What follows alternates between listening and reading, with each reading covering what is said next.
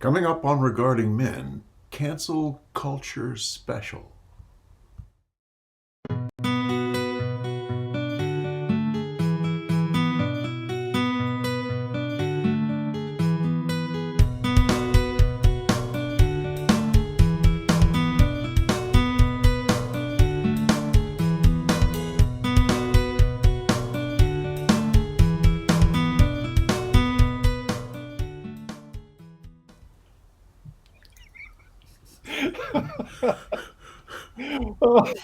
Golden, that was one hell of a timing. Hi, everybody. Paulie Look here with Regarded Men. Where we hold men, I regard most of the time. And where red pill isolation comes to die. Hi, everybody. We're going to be talking about cancel culture today, which is a real thing. People are losing careers, they're losing jobs, they're getting booted out of education, they're getting squashed on social media, they're having their platforms terminated, their payment processing terminated. There is a frenzy going on in the Western world right now to silence people that are anything right of pretty much Mao, it seems like. And it has come home to us recently. Some of you already know that several months ago that I was banned from PayPal. No more PayPal donations for me, no more PayPal purchasing or payment processing for me that extended to Regarding Men. And just recently, well, no, let's back up a little bit more. Before that, we had some videos for Regarding Men on Vimeo. And they got to look at a couple of the titles and canceled the whole account, did not issue a refund. They took the money and canceled the account, just like thieves do. And then just recently, we were canceled from Stripe, which is a payment processing platform that also happened to serve to support the Regarding Men effort. All of our subscriptions ran through Stripe, and Stripe notified us that we were now a high risk business, whatever that means. They referred me to their terms of service. We did not fit the model of any of their high risk businesses. And when I asked them for more details, they said, well, they pulled, just a standard fast one and said, well, we really can't tell you any specifics. You're just high risk and we're not going to do business with you. So we have had to scramble here a little bit, and we do what I think red pill men and women do. We find an alternative. We're not going to be silenced by this. We're not going to stop providing services to red pill men across the globe. We've had well over 200 men join Regarding Men, and we are going to continue on without a hitch using the Subscribe Star platform. But I think this opens up a wider discussion of what's happening in the world today that I think Tom was saying in our short discussion before we started recording this, that we're all dissidents now. We are dissidents living in a society that wants to silence us. And so what do we do about that? And so I'll throw this open to the floor to the both you and Tom and Janice, and let's see what we've got to say about this particular subject. Yeah, the whole dissident thing is fascinating because I've never thought of myself as a dissident before. I've thought of myself as part of the majority. But I think that's shifted now. We have COVID and cancel culture is kind of taken over. And so the voice for liberty and freedom has kind of dwindled as people are more and more afraid of either getting canceled or of getting COVID.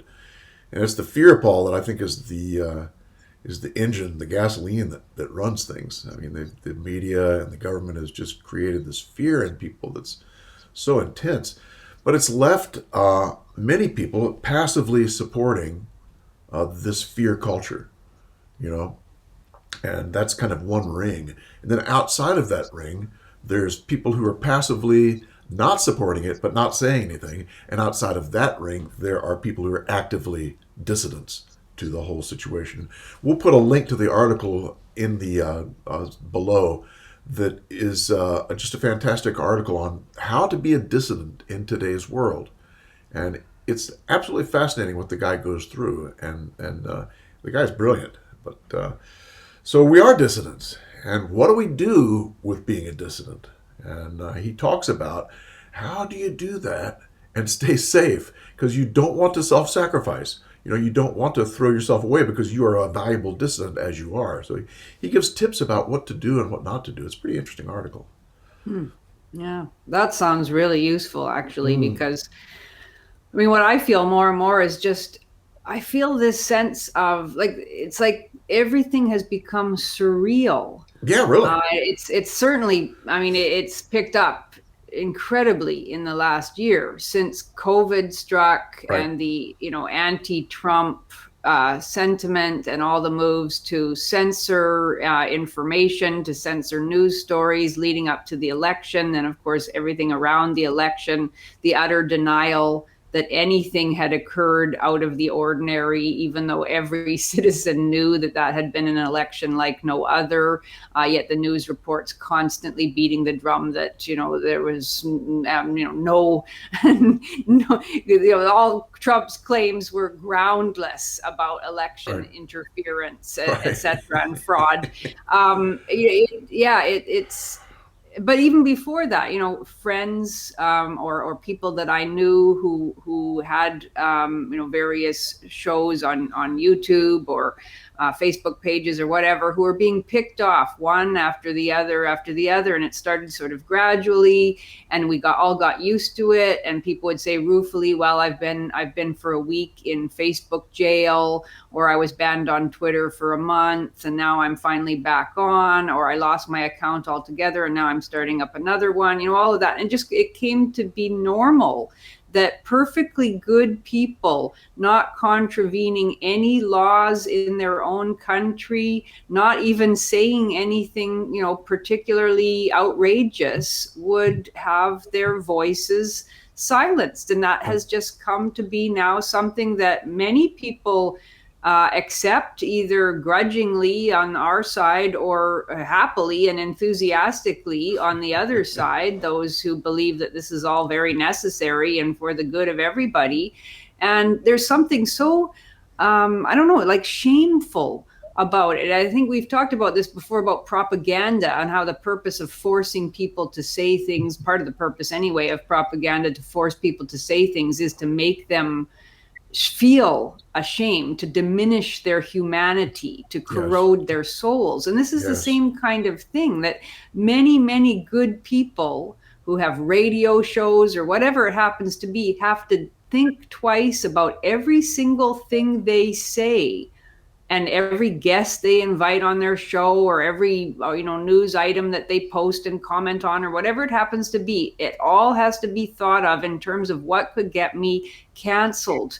And there is something so it's outraging, and it's also demeaning and belittling. You feel small to have to worry about that kind of thing. I hate it. It makes me, I'm angry now nearly every day. I'm angry when I look outside and I see people wearing masks in their cars.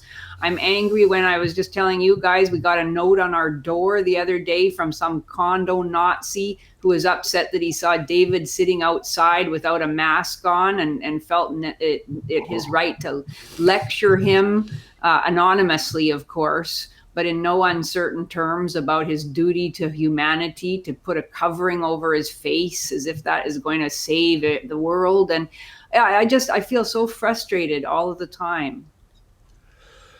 Yeah, it's a crazy place we're living in. It's absolutely crazy, And people also, they got to worry about what they said 20 years ago.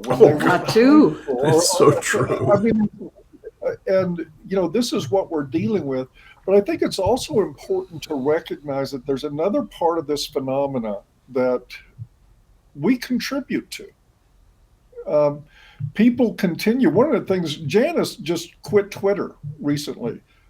Something I totally respect, because one of the things that I am a little frustrated with is hearing people complain about censorship on platforms that censor them.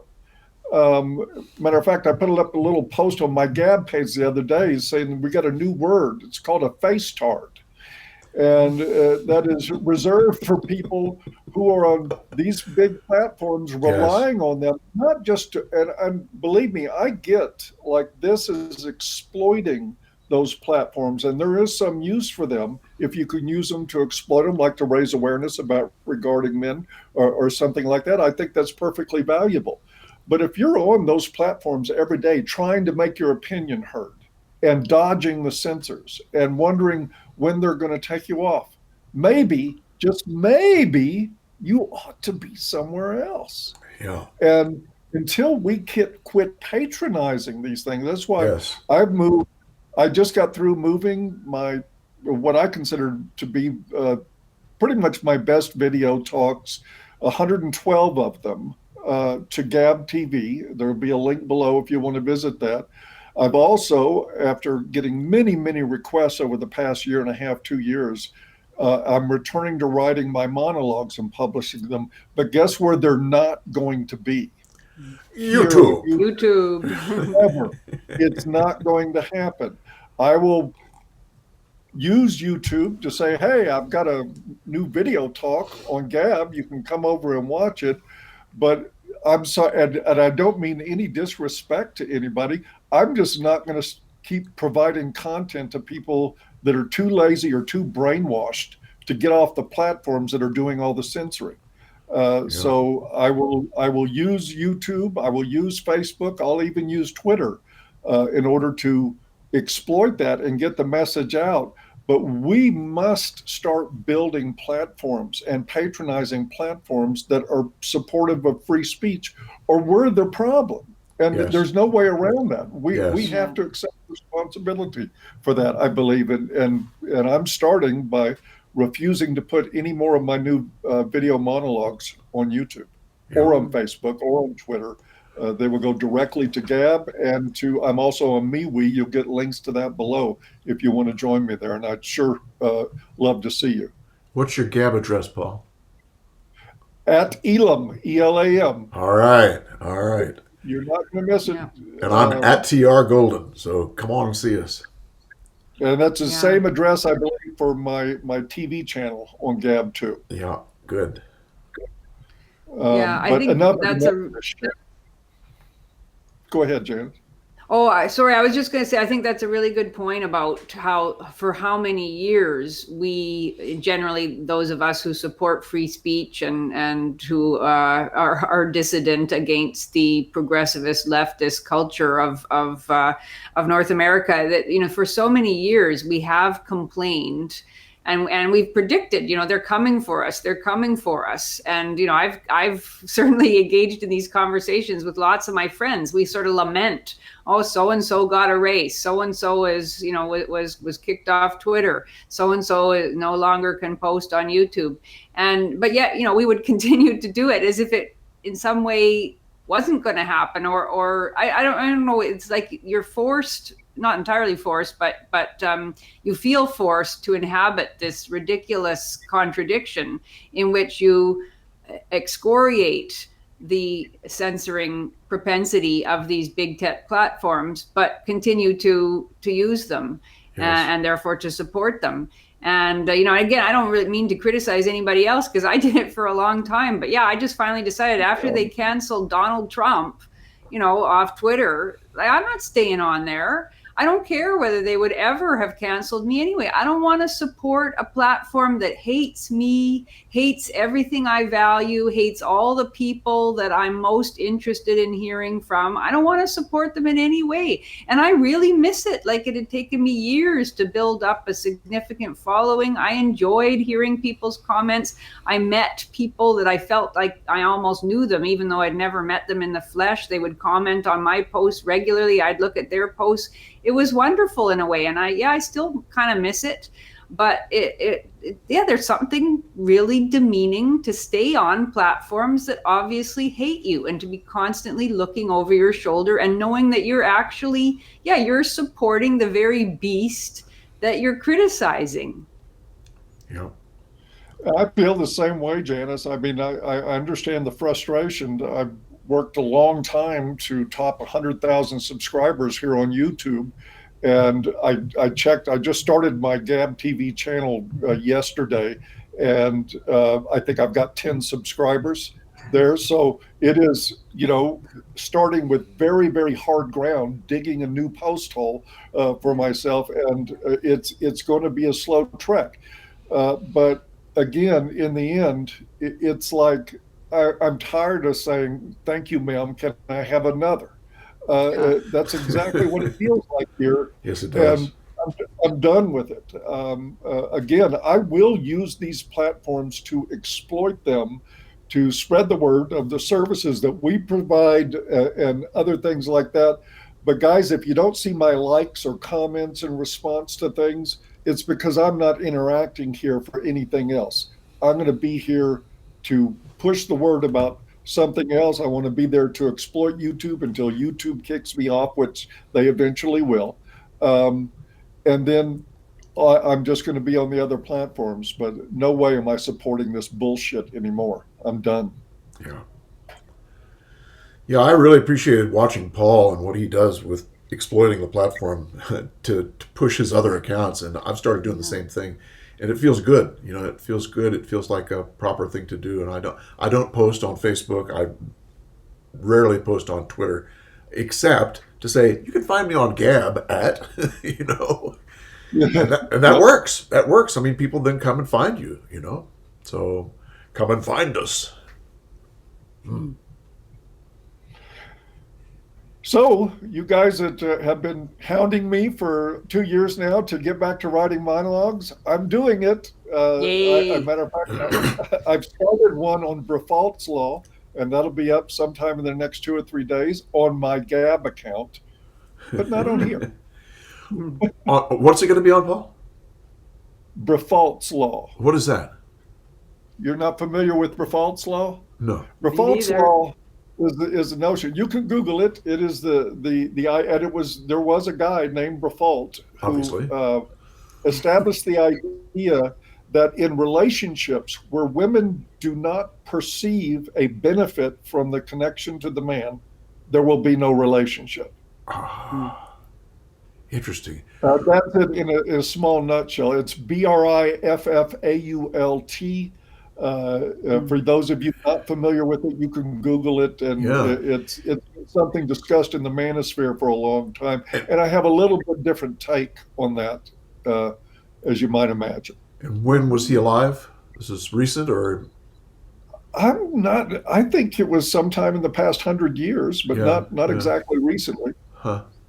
Well, I'm looking forward to that video, man. Crank it out. Me too. Yeah. Crank I it missed out. your monologues a lot. Yeah, me too. Yeah. Well, and I miss doing them. You do, and I think part of the point that I got so frustrated with, and what facilitated my decision to stop writing them for a while, is that I got tired of sitting down to a keyboard and then having in the back of my mind, are they going to kick me off for this? Are they going to kick me off for that? Yeah. That sort of thing. Now I feel like I can get back to writing and say whatever the fuck I want to say, We like the that. way I want to say it, and not have the worries of the censors on my mind. Absolutely. Yeah.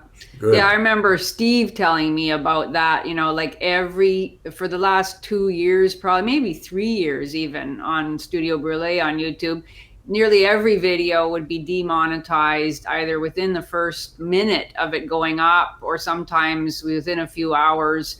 And the amount of hours that Steve put in communicating with YouTube, challenging their decisions, asking for manual reviews, getting back their responses, which usually weren't at all helpful. Sometimes then having to re-upload the video to make the change that they demanded or whatever. It was so, and none of the stuff was, we didn't use obscenities. There was nothing in it that could legitimately be said to contravene their community guidelines. It was just they didn't like the content. They had flagged Studio Brûlé as a dissident site, and that was it. Criticizing feminism, which was all we ever did. That was the whole purpose of the channel. That was enough to get everything demonetized, and the bitterness of it because it was held out originally as this wonderful new opportunity for people to be able to build businesses and and to participate in a flourishing public square with free exchange of ideas. And it was that for a while, and it was a wonderful thing. And now it's something totally other, and it's just really disappointing. Yes. And they're trying to change lots of things to be something other, including regarding men. And we're not going to let them do that. And it's amazing that they would be unhappy with a site that's simply there to help men. Yeah. I mean, don't you find that somewhat odd that they've gone... No, not anymore. They've gone down far enough down the ladder that just a site that's there to be helpful to men is something that's worth canceling. It's like... I think it establishes that modern feminism can be defined by the sneaking, disturbing sensation that there might be some men getting help somewhere. Yeah, really. Yeah. And I wish that was an exaggeration, but I don't think that it is. And this is proof of it. If they suspect that men are communicating freely with each other and speaking truth about their lived experience as men, they want to shut that down. And of course, they have tried. They've kicked our payment processing out from underneath. And it's one of the things I love about Regarding Men. I mean, the smallest membership gives you the benefits of the whole package, which is $5 a month, and we can deliver basically 24-hour, 7-day-a-week social support to men online in a way that's never been done before. And of course, these guys want to shut it down. And my response, fuck that and fuck them. Really. I heard a story yesterday in one of the groups. The guy said that he had this crap happen to him. It was like a trauma that happened to him. It was 4 o'clock in the morning where he was. And he came back and he checked the shed, which is the 24-hour place that's open. And there were 2 or 3 guys there, and they really helped. He said he didn't know what he would do without the shed. Just a beautiful thing that's happening. It's absolutely amazing thing that's happening. Men helping other men, and they want to shut it down. Yeah, I know. I mean, I hate to articulate what could be called conspiracy theories about, a grand plan. And I've resisted those for years. Right. And people would often say, people would comment on my videos and saying, yeah, but who's really behind this? And, and what's the larger issue here? Why is it that there are these powerful forces in our society that want to divide men and women and that want to weaken men in these particular ways and want to destroy men? And in fact, in this case now, actually cut men off from one another, to alienate men from their society, alienate men from women, and isolate men from one another. And, I resisted that for ages, but now I have to think it's got, this is at some level and in some way, and I still don't quite understand it. This is part of a plan to weaken men. Yes. And if you want to subvert that plan, come join us at Regarding Men. And you can do that by going to the Subscribe Star site that we've set up. That's going to be our base now for collecting fees. And there'll be a link below, subscribestar.com/regarding-men. And there it'll be, let me show you a picture of what it's going to look like. There it is. That's what it looks like when you get there. And just pick one of the membership levels there. And in you come, and after you finish, it'll look like this, because what we're going to do is put up the schedules page on the Subscribe Star site, so you'll always have a way to get to all of the groups. So come on and join us. And of course, anybody... Go ahead. All of you dissidents. I was just going to say that if anybody...